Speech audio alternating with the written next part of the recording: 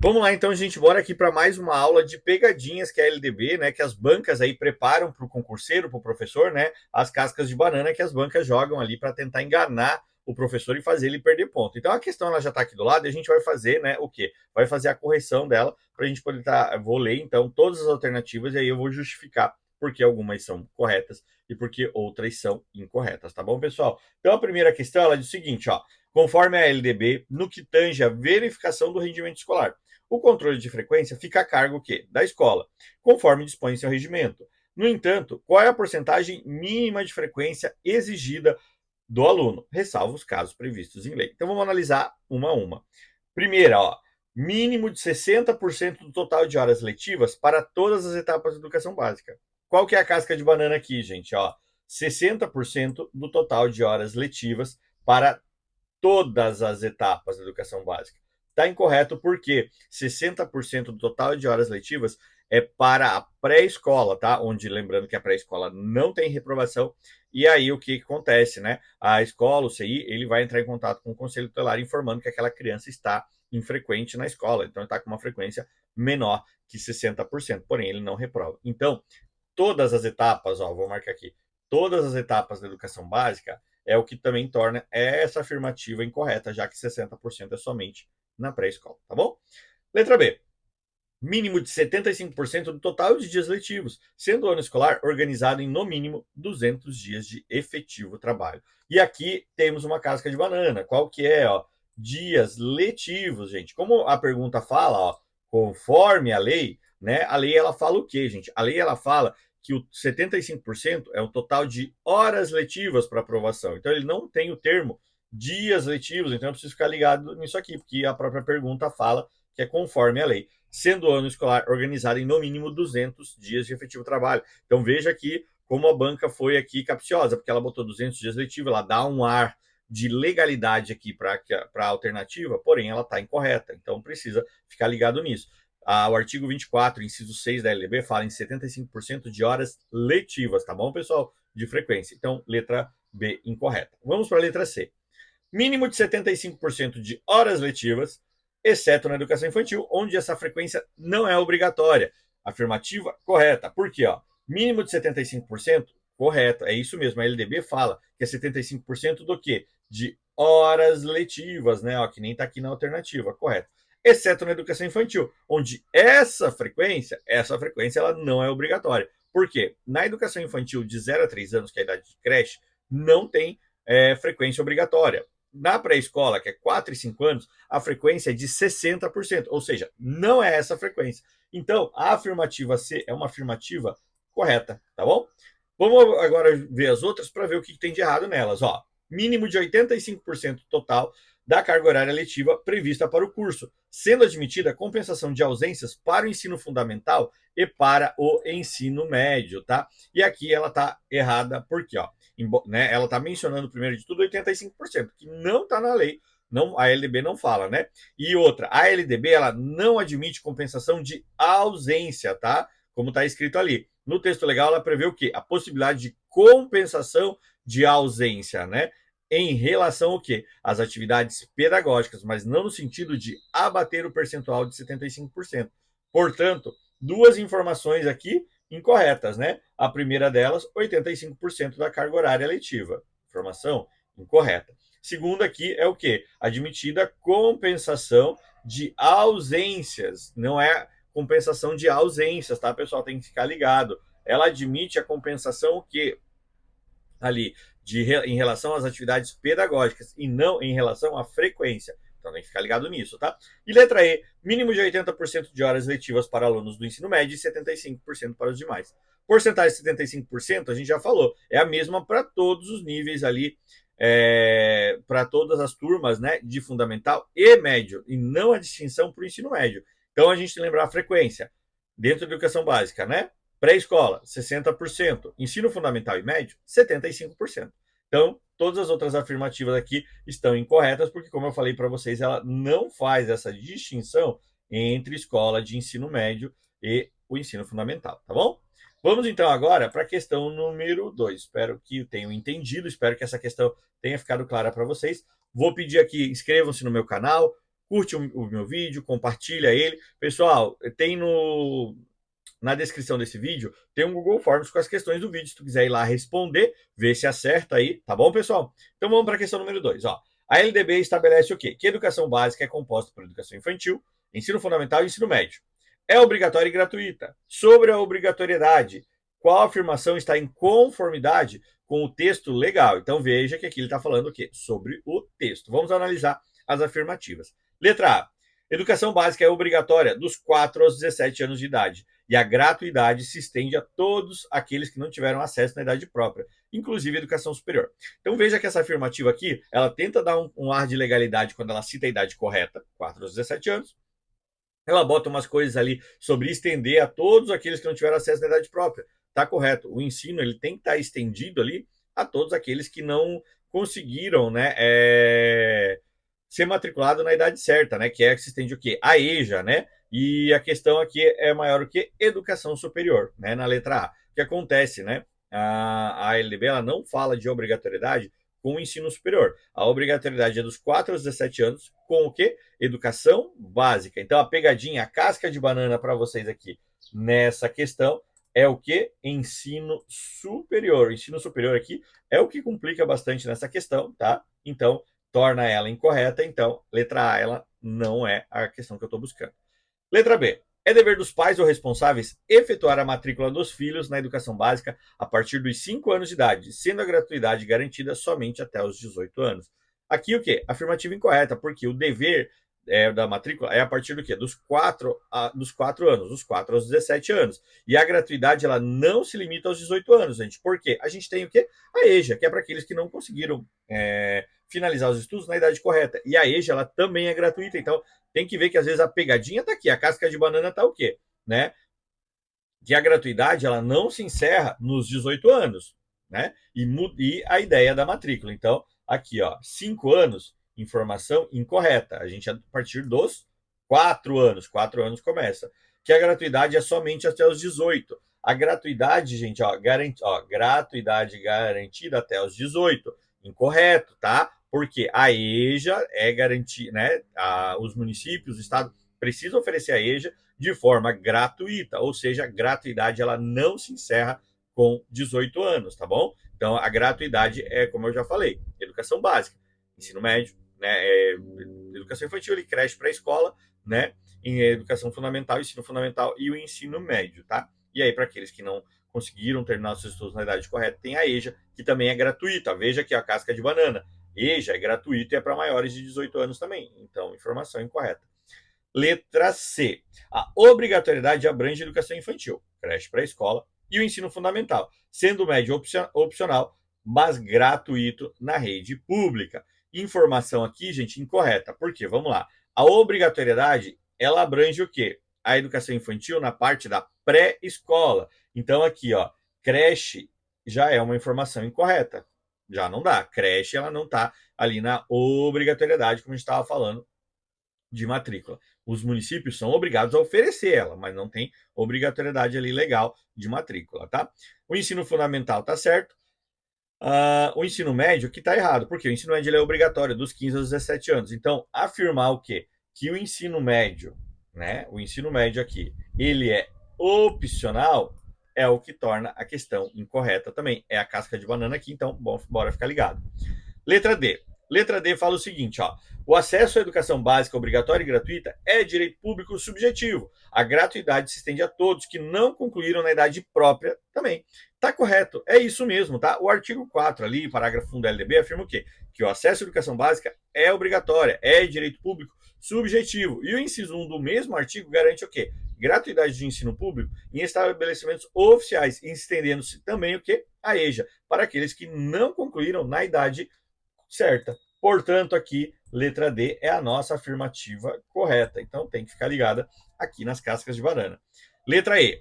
Gratuidade do ensino público é limitada à educação básica. A obrigatoriedade se estende àqueles que já concluíram o ensino médio e desejam retornar à escola. Então, aqui, informações incorretas, né? Por quê, gente? Vamos lá. A gratuidade se estende a quem não concluiu na idade própria, o caso a EJA. E a obrigatoriedade, ela não se estende para quem já concluiu o ensino médio. Ou seja, para quem já concluiu o ensino médio, ó, aqueles que já concluíram, e desejam retorno à escola. Não pode, tá? Então, informação incorreta, tá bom? Vamos para o número 3, e a número 3 diz o seguinte, ó. A LDB define claramente as incumbências do docente e as do sistema, né, e os sistemas de ensino. Dentre as alternativas a seguir, qual apresenta uma das responsabilidades que é exclusivamente dos docentes, sem ser uma atribuição concorrente ou do sistema de ensino? Então vamos lá, gente, ó. Primeiro aqui, ó, que ela está nos dizendo o quê? Que tem que ser exclusiva do docente. Então não pode ser obrigação que é do docente ou de qualquer outro setor da escola ou da própria escola, tá? Para a gente fazer a análise aqui. Então vamos lá, gente, ó. Número 3, então. Letra A. Zelar pela aprendizagem dos alunos, promovendo meios para sua recuperação no caso de baixo rendimento. Informação aqui incorreta. Por quê? Vamos lá. Parece correta, né? A gente lê ali, tem todo um tom de legalidade. Mas olha a casca de banana. Zelar pela aprendizagem dos alunos, ali tem a questão, tá lá no artigo 13, né, que fala da responsabilidade dos docentes. Promovendo meios para sua recuperação. Também está no artigo 13, né, no inciso 4. São incumbências do docente. No entanto, zelar pela aprendizagem, ela é concorrente, né? Zelar pela aprendizagem do estudante, ela é concorrente. O artigo 12, né, inciso 1, e do artigo 11, o inciso 2, né, fala o quê? Dos sistemas de ensino, porque zelar pela aprendizagem do aluno não é uma obrigação só da escola, ela é uma obrigação e só do professor, ela é uma obrigação do professor e da escola. Então aqui, botar aqui zelar, né, zelar pela aprendizagem dos alunos é uma obrigação exclusiva dos professores, é o que torna a minha questão incorreta. Letra B. Elaborar e cumprir o plano de trabalho segundo a proposta pedagógica do estabelecimento de ensino. Correto. O artigo 13, inciso 2 da LDB atribui ao docente elaborar e cumprir o plano de trabalho segundo a proposta pedagógica do estabelecimento de ensino. Essa é uma ação intrínseca do trabalho de sala de aula e do professor. Então, aqui a gente tem a informação correta. Elaborar e cumprir o plano de trabalho é exclusivo do docente, segundo a LDB. Está lá no seu artigo 13. Vamos ver por que as outras estão erradas, então? Ó, letra C. Participar da elaboração da proposta pedagógica do estabelecimento de ensino. Correto. É uma atribuição do professor? É uma atribuição do professor. Contudo, a elaboração e execução da proposta pedagógica também é de incumbência da equipe pedagógica da escola, né, do estabelecimento de ensino em si, como está no artigo 12, inciso 1. Então, a pegadinha é dizer que é uma incumbência do docente, mas ela não é exclusiva. E como a gente está falando aqui, a pergunta fala o quê? Que eu quero uma responsabilidade exclusiva do professor. E ela é uma ação coletiva dentro da escola. Então, informação incorreta aqui também, tá? Letra C, então, participar da elaboração, ela é coletiva, ela não é só do professor. Letra D, manter atualizados os arquivos escolares dos alunos e assegurar o cumprimento dos dias letivos e horas-aulas estabelecidas. Informação incorreta. Manter o arquivo escolar do aluno, artigo 12, inciso 8, obrigação da escola. Assegurar o cumprimento dos dias letivos, também, artigo 12, são incumbências da escola ou estabelecimento de ensino e não do docente. Então a pegadinha aqui, a casca de banana é o quê? Atribuir, né, a responsabilidade da escola ao docente. Então essa obrigação aqui, ela é exclusiva aqui da escola, tá? Cumprimento ali do dia de hora letiva, a obrigação da escola de fazer cumprir esses dias, né? Então, informação incorreta. Letra E. Assegurar o cumprimento dos objetivos e metas estabelecidos no respectivo plano plurianual e no plano nacional de educação. Letra E incorreta por quê? Assegurar o cumprimento dos objetivos e metas estabelecidas no plano de educação ali, está no artigo 10 e no artigo 11. Ela é uma incumbência de quem, gente? Dos estados, municípios e da União. Então, isso aqui também não é uma obrigação exclusiva dos professores. Então, correta seria o quê? Letra B, tá bom? Vou ficar ligado nisso aqui. Vamos agora para o número 4. O número 4 diz o seguinte, ó.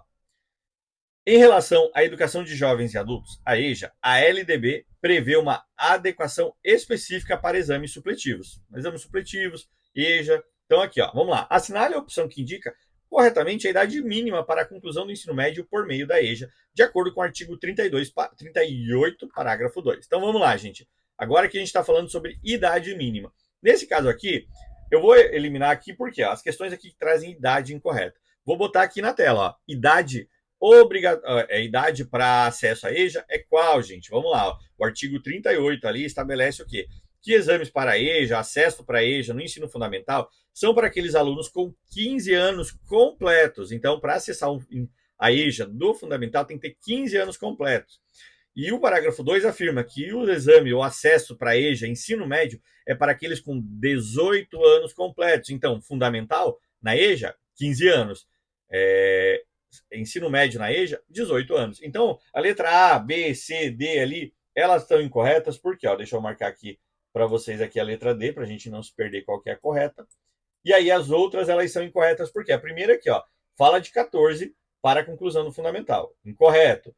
16 para o ensino fundamental. Errado também. Agora a outra fala aqui, 15 para o ensino fundamental, correto, e 17 para o ensino médio. Então veja que ele bota aqui a obrigatoriedade de estudo até o 17, aí tenta fazer essa confusão. Então aqui também, aqui, opa, deixa eu voltar aqui, aqui o que está incorreto é o quê? 17 anos pro ensino médio, tá? Então tem que ficar ligado nisso. E a letra E diz que é 18 para o ensino fundamental e 28 para o ensino médio. Então, ambas as informações aqui, elas estão incorretas. Então, EJA, lembrar, fundamental, 15 anos, ensino médio, 18 anos, tá bom, pessoal?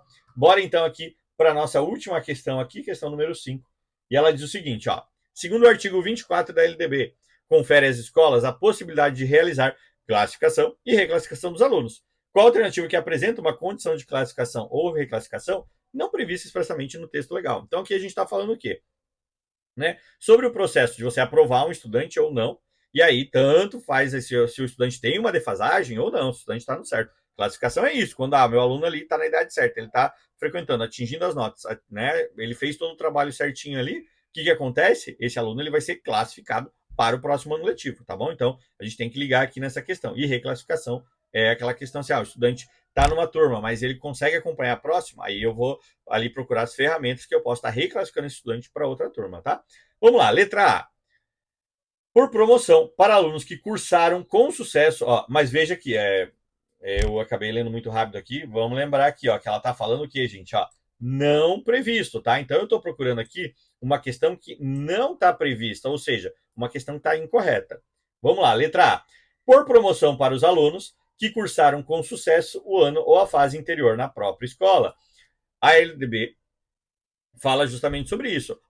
Por promoção para alunos que cursaram com sucesso na própria escola, série ou fase anterior. Então, aluno que cursou com sucesso a fase anterior, o ciclo, aí ela vai para a próxima, ela vai ser classificada para o próximo ciclo. Então, informação correta não é o que eu estou buscando, já que aqui eu quero incorreto. Letra B. Por transferência para alunos procedentes de outras escolas, mediante a avaliação do histórico escolar.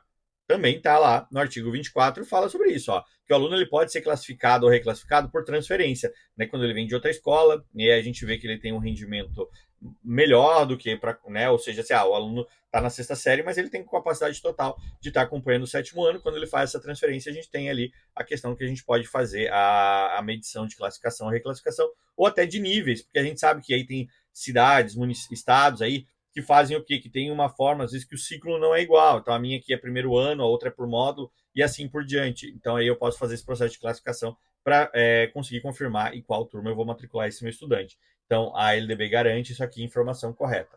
Letra C. Independente da escolarização anterior, mediante a avaliação feita pela escola, que defina o grau de desenvolvimento e experiência do estudante. Correto. A medição de avaliação ela está independente à escolarização anterior. Então, vamos pegar um exemplo simples aqui, EJA, que eu trabalho com EJA. Vamos pegar um estudante ali, adulto, que já cursou a escola há muito tempo atrás, ele não tem mais o seu histórico, ele não tem mais o que acontece. A gente tem o nível 1, que a gente chama de alfabetização. Então, o que acontece? Aí está o pessoal que é adulto, que não conseguiu concluir os estudos, mas que não consegue ler e escrever. O que eu vou fazer? Aí eu vou matricular esse pessoal ali.